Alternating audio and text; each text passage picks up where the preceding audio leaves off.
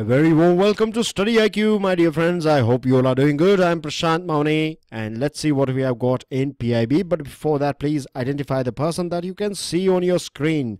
The first one to get it right will get a pat on his or her back from me personally. I will ensure that I congratulate you.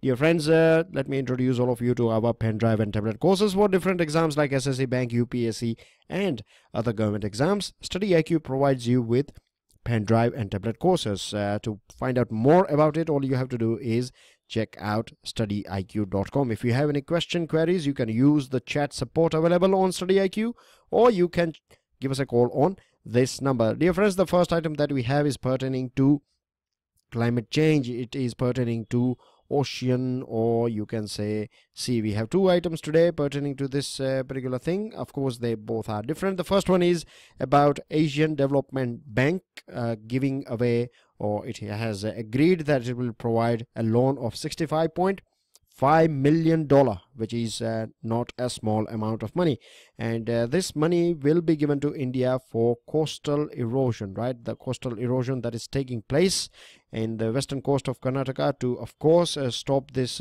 coastal erosion. And see, this is the picture here. You can understand why this sort of things are taking place because of climate change. The properties of the land is changing. And the other thing is that because of climate change, the surface, or you can say the sea surface, or the level of water is going up, and this is a big threat for not only Karnataka but particularly for islands. It is a big threat for their existence. And there is a program going on called Sustainable Coastal Protection and Management Investment Program. Dear friends, we know the negative side of this thing, but let me quickly show you where Karnataka is. Here is the state of Karnataka, and the capital is Bengaluru, right? We know that Bengaluru is famous for IT, isn't it? It is known as Silicon Valley of India, right? Because it is famous for information and technology. The other thing is that you can see Arabian Sea is here, and it is sharing borders with many states as well, isn't it? You can see here there are many states like Maharashtra, Telangana, Andhra Pradesh. You have Tamil Nadu, Kerala, and the state of Goa as well. And here is your Western Ghat. This portion here is Western Ghat, and here you can see a sort of a specific map of Karnataka.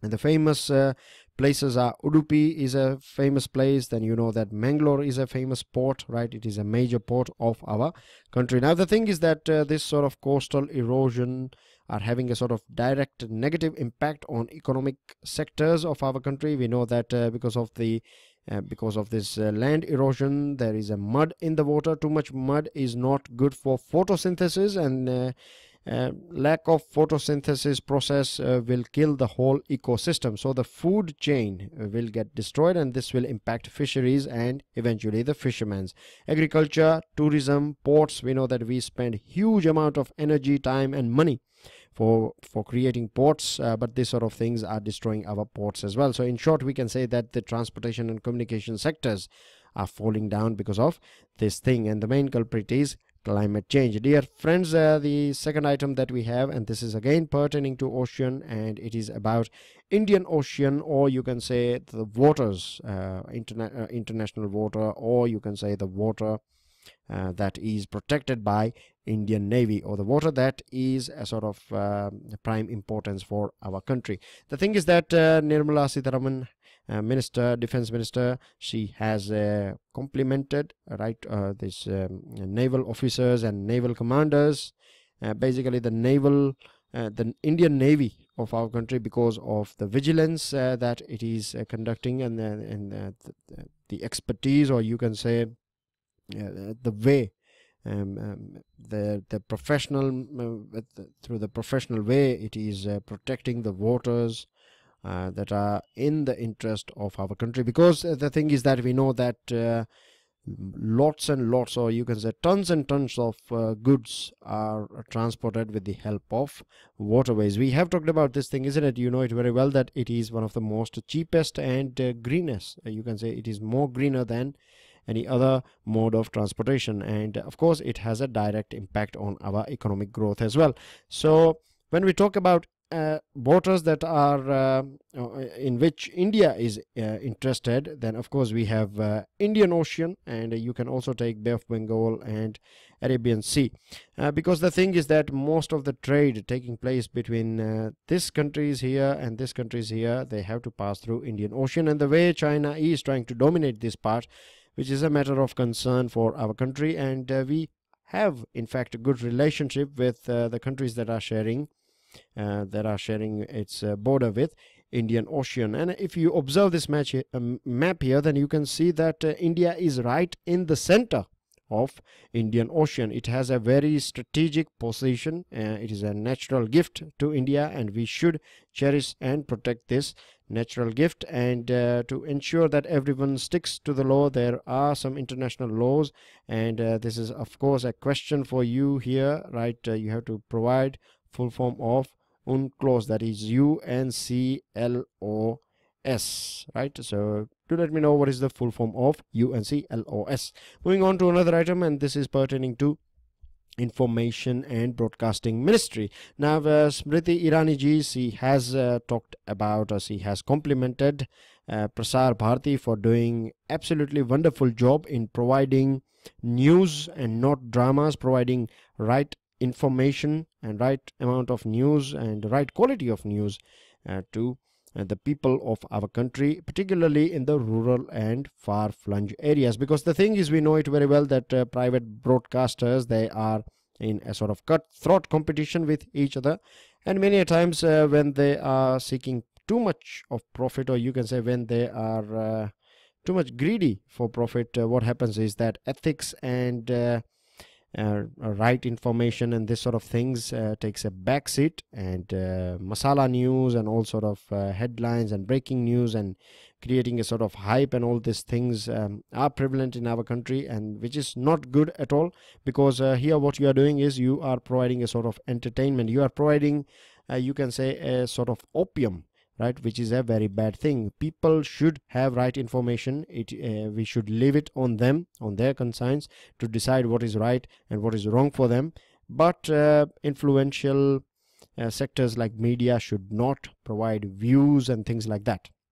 The other thing is that we know fake news as well are quite prevalent due to social media and things like that.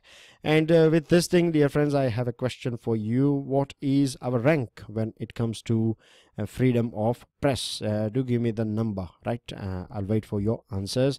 And Jammu and Kashmir governor has issued an ordinance. Now, dear friends, ordinance has the same power of like a law passed by the parliament or by the legislative assembly, and this particular ordinance is passed, we can understand, because the house is not in session. And the other thing is that there are some sorts of incidents taking place here and there in Jammu and Kashmir, and the people engaged in violence and riots, they destroy public property, right, and private properties as well, which is not good and not decent at all. Someone has to pay for it, and of course these people who are destroying it should pay for these things. So to keep this thing to make a sort of, you can say, to make a fair deal, this ordinance is going to imprison this sort of people who are damaging public and private property for 2 to 5 years, and they have to pay fine equivalent to the market value of the property damaged or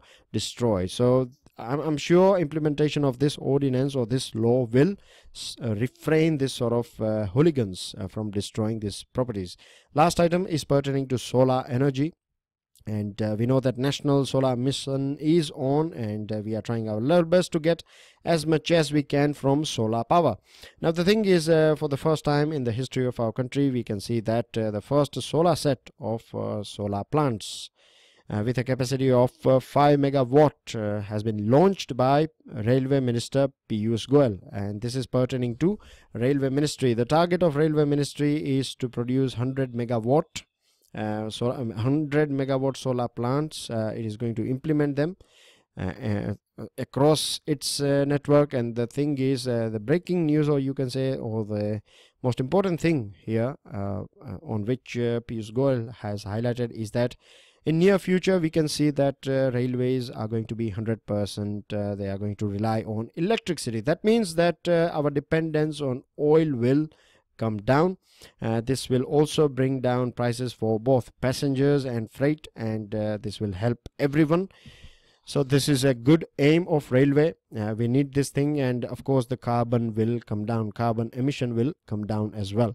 So this is all good news coming from Ministry of Railways. And with this, dear friends, we end this discussion here, right? Don't forget to subscribe, share, like, pass your valuable comments and answers, and don't forget to check out studyiq.com for pen drive and tablet courses. I'll see you all soon. Till then, enjoy your studies. Jai Hind.